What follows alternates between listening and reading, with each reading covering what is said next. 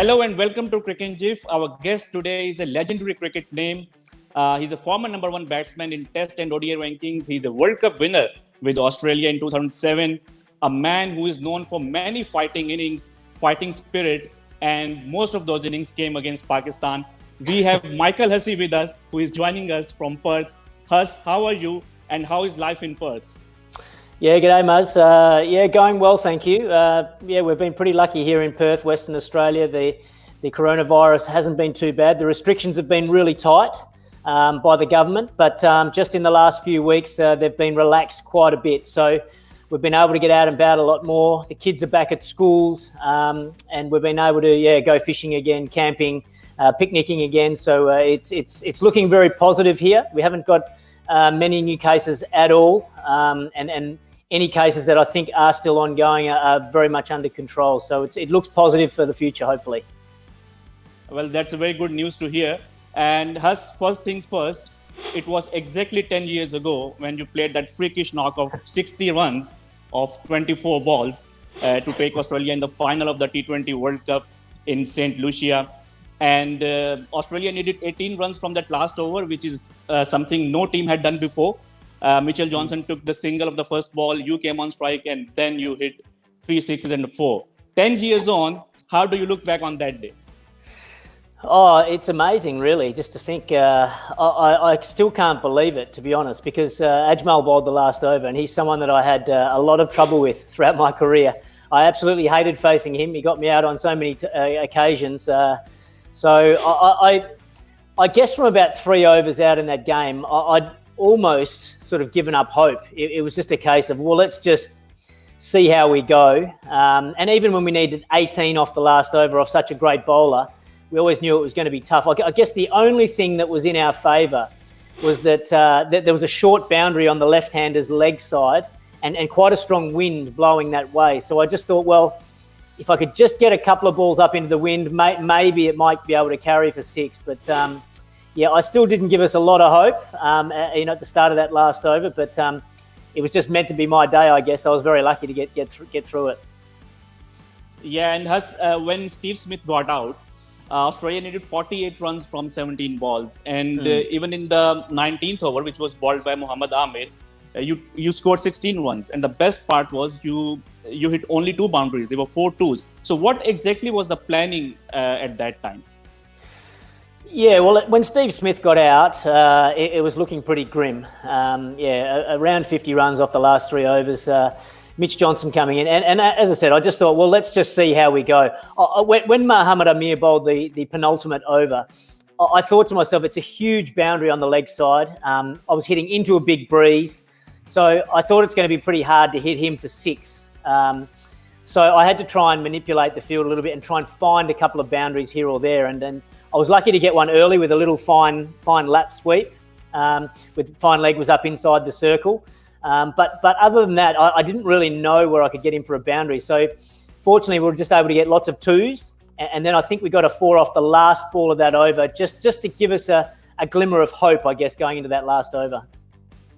And Huss, you are also into coaching now. So if I ask you this question, a hypothetical scenario. If you were captain, do you think it was the right decision to bowl Saeed Ajmal that over? Because as you said, that boundary at that end was short and wind was also blowing in that direction. Well, I think obviously you look at it now and you probably have to say it was a mistake. But I understand the thinking from Saeed Ajmal at that time.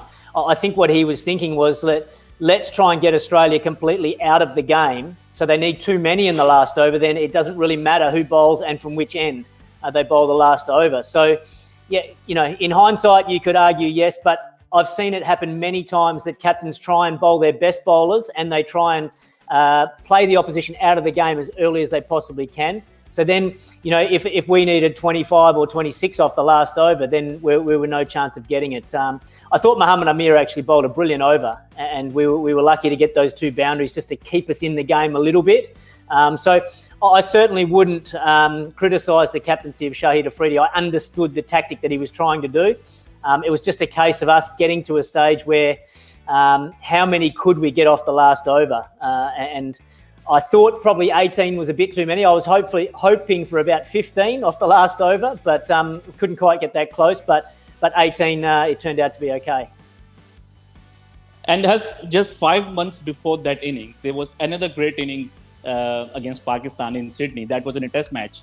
So on day 3, Australia finished with lead of only 80 runs with 2 wickets in hand.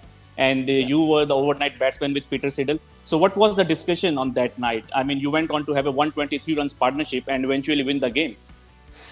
Yeah, that was an amazing day as well. I couldn't believe it. But I've got to give a lot of credit to Peter Siddle in that partnership. You know, he showed so much courage and certainly willingness to hang in there for as long as he possibly could. I thought the Pakistani bowlers, they tried everything. I think they were getting a bit frustrated with the partnership. You know, the fields that were being set, where they were trying to get Siddle on strike and get me off strike. And I've been in that situation quite a few times before, and it hardly ever works from a fielding perspective. You're better off probably just keep attacking both batsmen at the crease and trying to get both of them out. But yeah, on that particular day, Peter Siddle was so determined. We went through some tough stages as well, and certainly had a bit of luck along the way. I think we were both dropped in that partnership as well. So, you know, we were a bit lucky in that respect. But to get ourselves into a position where I still didn't think we had enough runs, but it was just a special bowling performance to get us home. Particularly Nathan Horrocks, I think he took 5 wickets in the last day, or last couple of sessions really, to help Australia win a famous Test match. So, was it the best innings of your career, or you have some other innings in mind?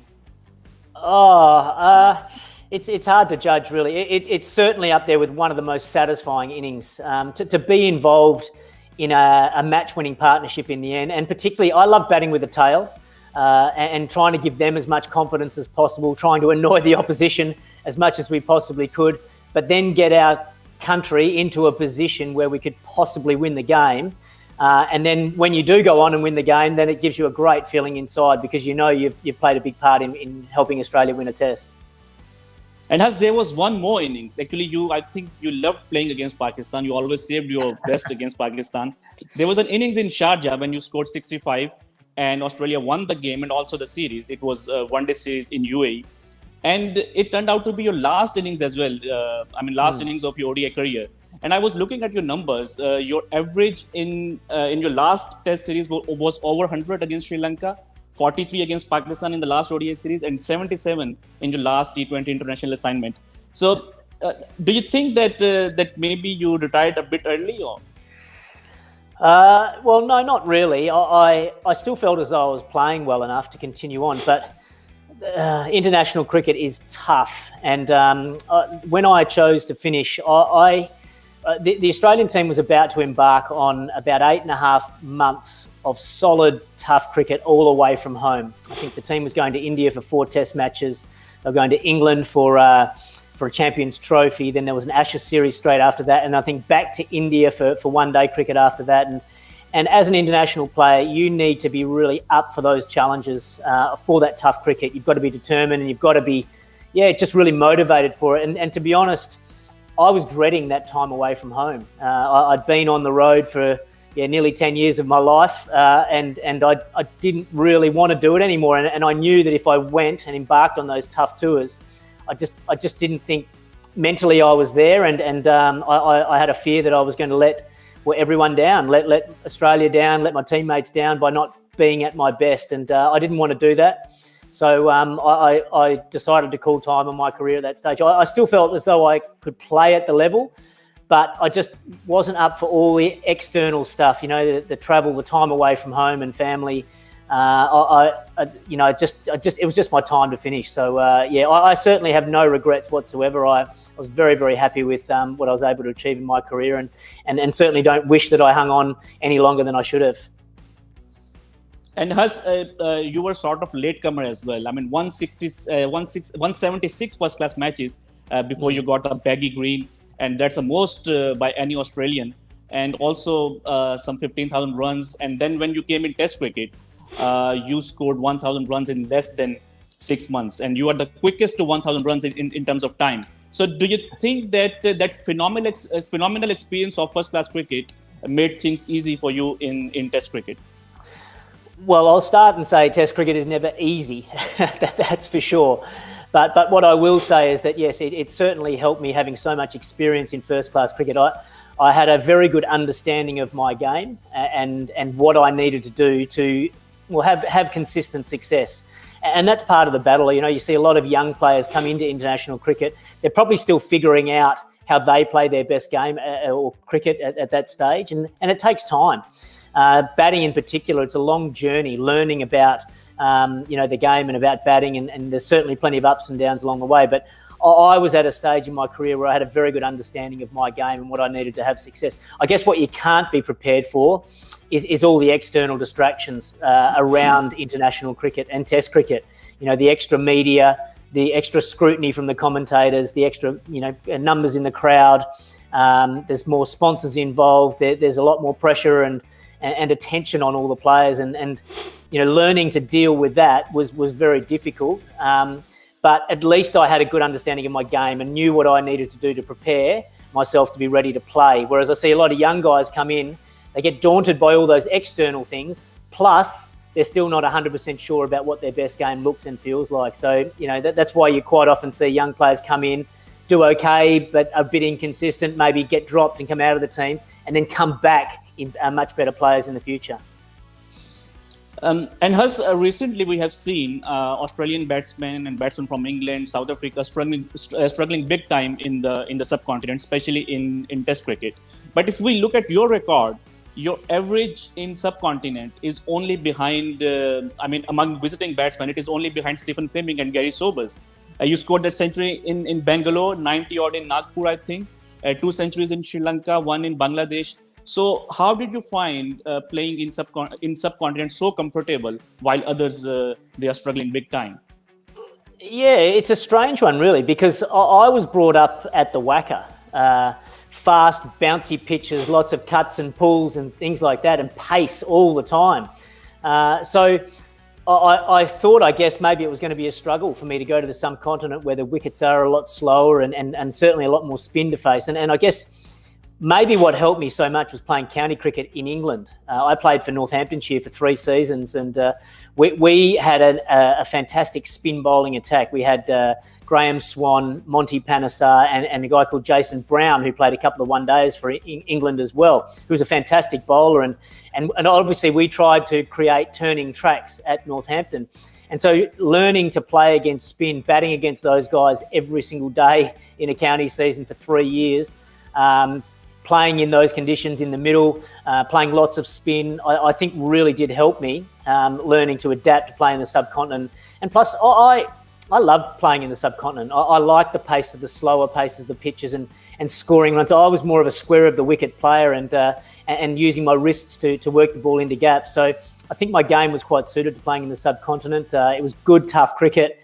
And great and very challenging, and I loved it when the challenge was really big. If you had a huge challenge and you came out on top, it gave you a great feeling inside. And as you said that you played 3 seasons for Northamptonshire, and you also scored 3 triple centuries for them. And you are one of the 8 batsmen in the world who have 3 centuries 3 triple centuries in first-class cricket. So how do you look back on those innings? I mean, it's amazing that 3 seasons and 3 triple centuries, and in county cricket, only you, Graham Hick, and Wally Hammond has achieved this feat. Yeah, well, it was amazing. I still can't believe it myself, to be honest. I think the first one was just a case of I was just so hungry for runs. I got off to a pretty poor start for Northampton, to be honest. I was feeling the pressure. I hadn't made many runs at all, and we just eventually I started to find a bit of form, and so I was hungry, and we had some beautiful batting pitches in that first season, very flat, and once you got in, it was very difficult to dislodge you. And I was always someone that loved batting and wanted to bat long periods of time, and the batting conditions were just absolutely perfect. So the first one was, it was amazing. I couldn't believe it myself. And I guess once you've sort of done it once, you've learnt how to do it and you know sort of what to go through. And so once you get yourself into that situation again, again, I was just always hungry for runs. So I wanted to be out there for as long as I could and get my team into a position of strength in the game. So once I taught myself how to do it once, then I knew how to try and do it again. And you much prefer being in the middle scoring runs and sitting on the boundary line watching the other guys bat. And I was looking at your numbers against spin bowlers in Test cricket, and I cannot think of any bowler who troubled you. I mean, your average against Anil Kumble is 170, against Rangana Herath is 144. You were never dismissed by Muralidharan, Ashwin, or Canaria. So, is it fair to say that you preferred spin compared to pace? I'd say that's fair, yeah. I really did enjoy playing spin. It's funny, because most of my first-class career, I was an opening batsman, facing the pace bowlers and the new ball all the time. But obviously, when I played for Australia, I batted most of my time in the middle order and had to adapt to those sort of conditions, starting against spin and the reverse swinging ball and things like that. So, but as time wore on, and certainly through my county cricket experiences and learning to play against spin, I think I did enjoy it a lot more. And I particularly enjoyed it on really turning tracks, where there's a bit more pressure on the spinner to get wickets. And I love to try and frustrate them, particularly when they're bowling in the rough, and being able to rotate the strike. And yeah, it's a great challenge, and I really did relish it and look forward to it. You mentioned, some great bowlers there. I maybe my numbers were good against them, but I can assure you, I found them very, very difficult to face. And throw Ajmal in there as well, Harbhajan Singh, fantastic bowlers as well. Murali was one of the hardest I've ever faced. I was lucky I faced him in Australian conditions where they weren't spinning as much, and certainly wasn't as difficult as certainly facing him in the subcontinent. But he was an unbelievable bowler to face as well, really difficult. Anil Kumble, what a competitor. I used to love the battle out in the middle with him. He never gave you an inch, and he was a fantastic bowler as well. So I also found Graham Swan very tough. I'm not sure my averages will be all that strong against him. He got me out on a number of occasions. So, he was a great bowler as well. Yeah, but your average against Swan was is over 50 as well. Huss, just a couple of more questions. So, who is the toughest fast bowler that you faced in Test cricket only? Yeah, it's a difficult one. There's been so many great fast bowlers over the time. I had a lot of trouble with the Pakistan attack around 2009 sort of time. Very skilled bowlers. Mohammad AMIR was just coming into it. Asif was a fantastic bowler as well, very skillful bowler. I thought Umar Gul was underrated as well. I thought he was an excellent fast bowler.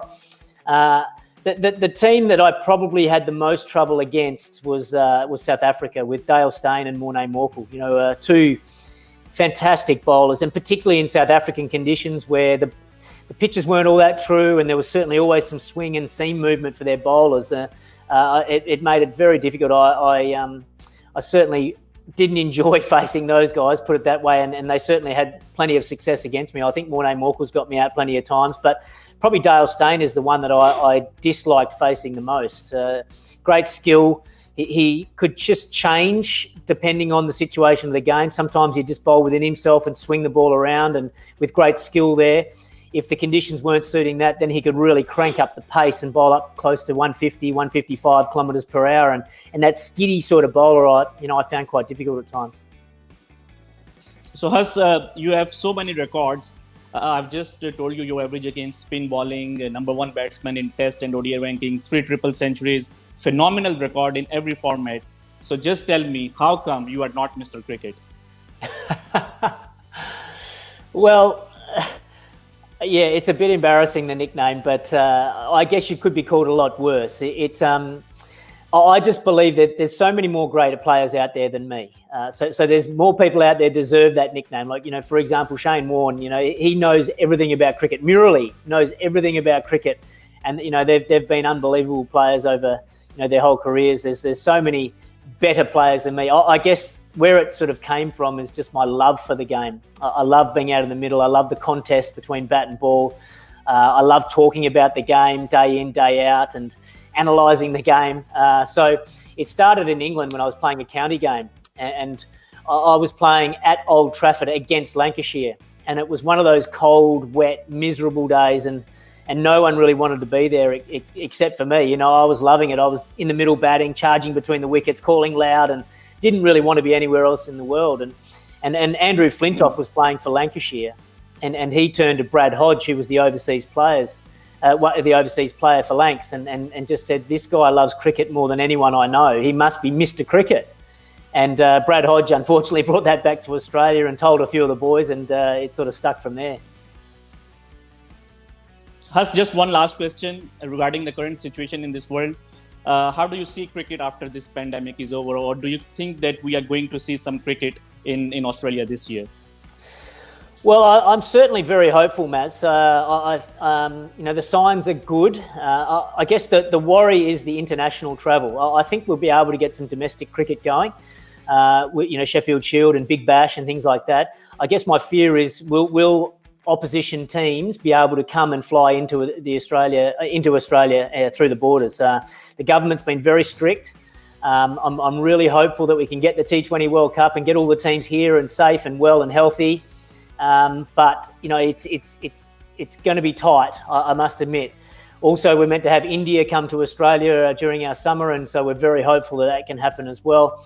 I think as far as what cricket's going to look like, I don't know, I guess, from all around the world, but in Australia, they're certainly really cutting back a lot of the programs now.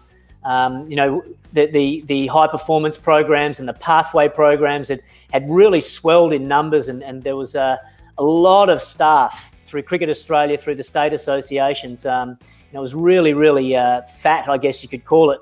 And now through this, with the coronavirus really taking effect on a lot of companies, a lot of businesses that are sponsoring Cricket Australia, the TV rights, the TV companies are really struggling without having sport on TV, that they can't afford to pay that amount of money. So it's really putting a squeeze on a lot of the programs at Cricket Australia, but also at a state level. So I think we'll find that, that the programs will really shrink and we'll go back to basics and keep things pretty simple.